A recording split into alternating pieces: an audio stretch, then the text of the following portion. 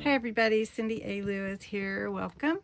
I am going to be showing you my Seaside Stories junk journal kit, and these are the pages that we're going to use to accent my new journal that is a fold-out folio journal. So I can't wait now to put my signatures together so that we can add them in a hidden spine to the journal and then get to working on the fold-out and all of that fun stuff.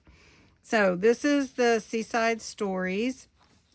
It is a really beautiful kit with lots of pretty colors, and I have put in here some of my own pictures made into watercolor from my trip to Galveston. So I took this picture, listen to the ocean. Then I added this collage type picture. I thought it was really pretty. And this one of the beach. Some words. These aren't in a particular order, but put the words on like a label with the background, so you could use those for any of your pages. This is one of the pictures that I took and made into watercolor. And this is the sunset. This is also a picture that I took, and it is the beach houses along the beach. All of these just fit so well together. So this page has 8 tags and a tall bookmark, or you could use it for a side tuck, or you could even cut it in half and use it for something else, or even like paper washing. Both of these pictures are pictures that I took also. The waves crashing onto the rocks by the beach houses was beautiful.